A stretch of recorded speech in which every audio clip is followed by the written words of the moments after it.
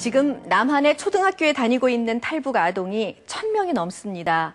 이 탈북 과정에서 제대로 공부를 할 수도 없었고 두렵고 아픈 경험 때문에 마음의 상처도 큰 그런 아이들이죠. 이 아이들에게도 관심이 필요할 텐데요. 전망대 초점에서는 어린이달, 가정의 달 5월을 맞아서 탈북 어린이의 실태 살펴봅니다. 경기도 안성의 삼죽 초등학교.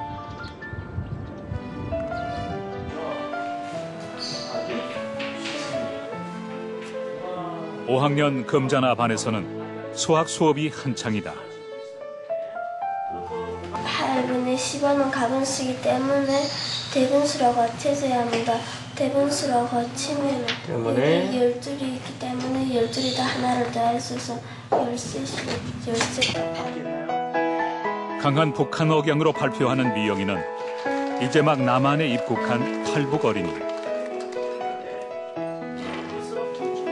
이 학급에는 미영이 말고도 5명의 탈북 어린이가 더 공부하고 있다. 이 학교에 탈북 어린이가 많은 이유는 뭘까? 삼죽 초등학교 옆에는 탈북자 정착시설인 하나원이 있다. 간 남한에 온 부모들이 하나원에서 적응 교육을 받는 3개월 동안 아이들은 이곳에서 공부하는 것이다. 지난 2000년부터 현재까지 1,100여 명의 탈북 어린이가 삼죽 초등학교를 거쳐갔다. 그래서 저희 학교에서 와서 처음 어떤 남한 사회에 대한 경험을 하게 되기 때문에 그 학생들을 지도를 하기 위해서 여러 가지 프로그램을 운영하고 있는 그런 학교가 되겠습니다. 오전은 통합 수업. 남한 아이들과 함께 남한 교과서로 정규 수업을 받는다.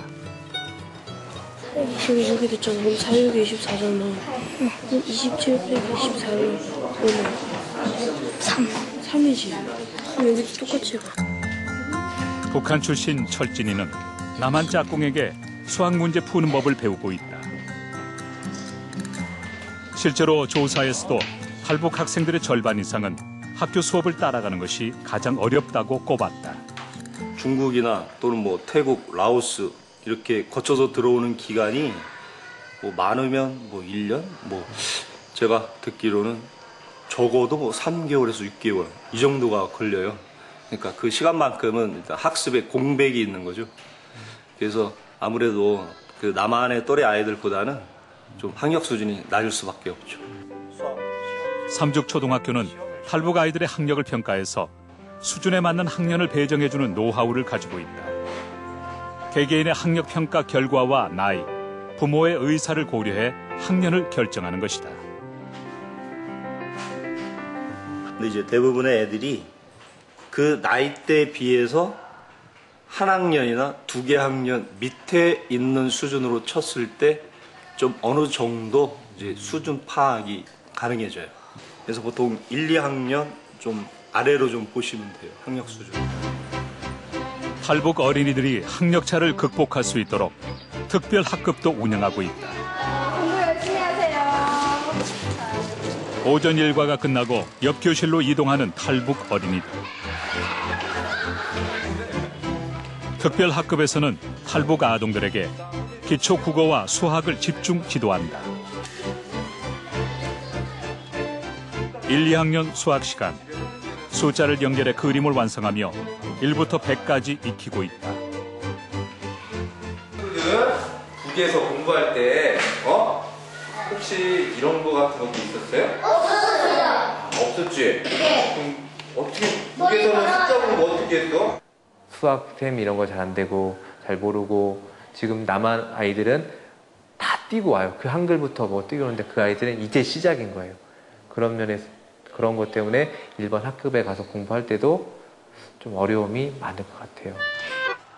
다른 학교에 가기 전에 이 학교에서 기초를 다져주는 것이 탈북 어린이들에게는 큰 도움이 된다. 삼죽 초등학교에서는 탈북 어린이들의 남한 생활에 대한 이해를 높이고 적응을 돕기 위해 우리는 하나라는 교과서를 자체 개발하기도 했다.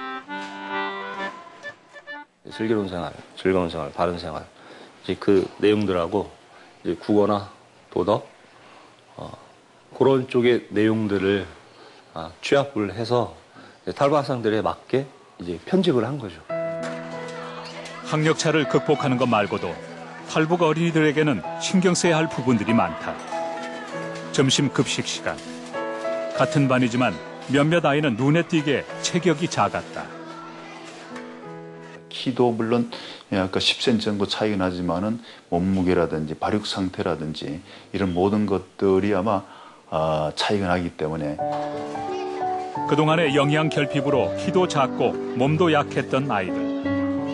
한국에 온 뒤 잘 먹으면 금세 영양 상태가 좋아진다. 작은 체격으로 위축됐던 아이들이 자신감도 커진다고 한다. 탈북 과정에서 받은 충격과 낯선 환경 탓에 일부 아이들은 경계심을 보이거나 불안감을 드러낸다. 엄청 경직돼 있어요. 애들이 이제 넘어오면서 너무나 고생들을 해갖고 그냥 표정들이 그래요. 엄청나게 경직돼 있고 웃지도 않고 그냥 말 붙이려고 그래도 거의 반응들도 없고. 이 학교에서는 탈북 어린이들이 아픈 기억을 극복하고 자존감을 회복할 수 있도록 상담 치료도 하고 있다. 이곳에서 남한 아이들과 어울려 생활한 경험은 다른 학교에 가서 적응하는 데 큰 도움이 된다. 그래도 첫 번째가 남한 아이도 어떻게 어울릴 수 있는가.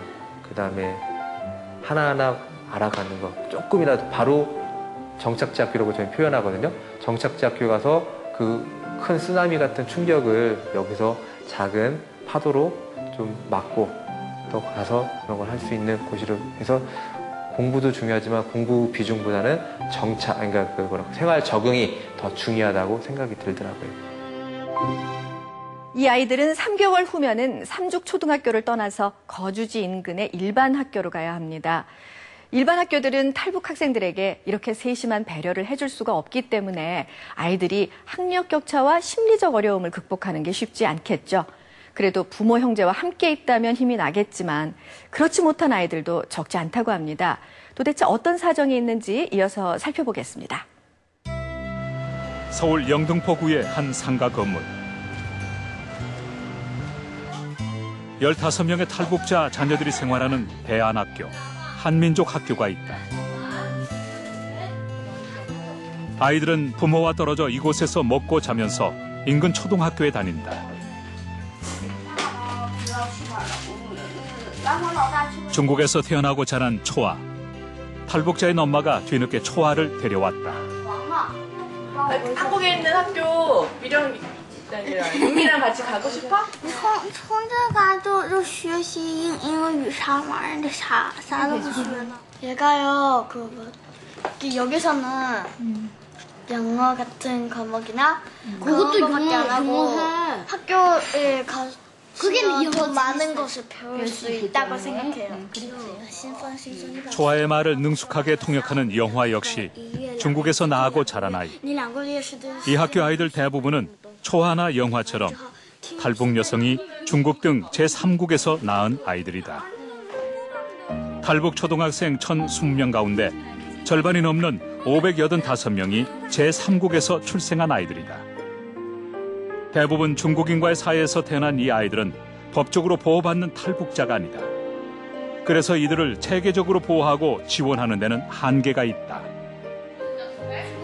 중국에서 살다가 작년 12월에 남한에 온 미령이는 3월부터 인근 초등학교에 다니고 있다.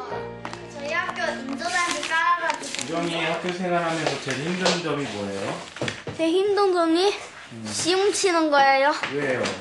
시험 치는데 오늘은 시험 치었으니까 뭐라는 거 다 짜증내고 다른 애들 다 시험 다 쳤는데 나만 혼자 남고 무슨 고책이란 거 잘 모르겠는데.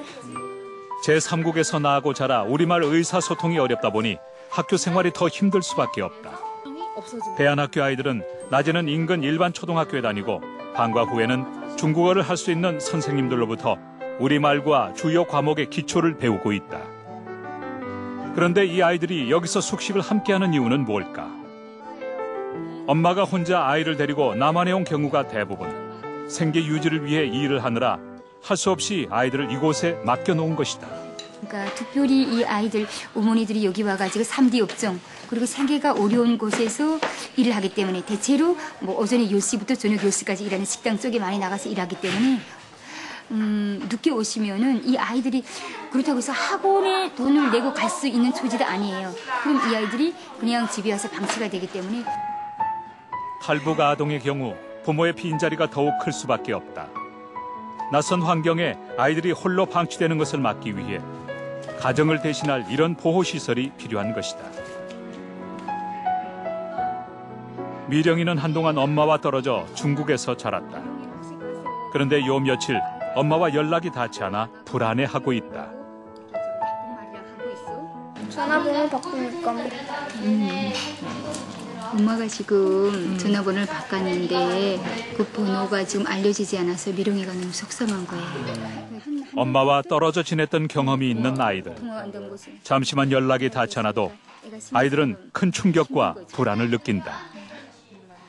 세 번째는 부모와 떨어져 있으면서 부모에 대한 불신, 그리고 불안감, 심리적 이제 갈등 이런 문제를 해결해 줄 수 있으니까 부모와 자녀 간의 어떤 관계 회복, 그리고 부모가 아이들의 학습 지도를 어떻게 해야 되지, 양육해야 될지 이런 학부모 교육이 절실한 상황입니다. 탈북 아동과 청소년을 보호하고 사회 적응을 돕는 대안학교와 그룹 홈은 전국에 약 20여 개. 통일부와 북한 이탈주민지원재단은 부모 대신 아이를 돌봐주는 공부방과 학습지를 지원하고 있다. 이미 어린 나이에 감당하기 힘든 탈북 과정을 겪은 아이들. 하지만 여전히 아이들은 수많은 어려움을 극복해야 한다. 탈북 아동이 건전하게 한국 사회에 이제 잘 적응하는 것이 바로 이제 통일의 이제 지침이자 지렛대라고 이제 할 수가 있고요. 그리고 이제 탈북 아동은 그 자신의 의지와 상관이 없이 어린 나이에 부모에 의해서 그 신체적, 정신적인 이제 문제들, 그리고 환경 적응의 이제 문제를 이제 겪기 때문에 이런 것과 상관이 없이 정말 인권 차원에서, 그리고 이 아이들이 그러니까 올바르게 성장할 수 있는 교육 여건, 환경 여건을 이제 지원을 해줘야 될 것 같습니다. 아이들은 아픔도 크고 상처도 크지만 제때 보살핌을 받는다면 회복과 적응 속도 또한 빠르다. 대한민국 국민으로서 무한한 가능성을 가진 이 아이들에 대한 투자가 우리 사회를 더욱 건강하게 만들어줄 것이다.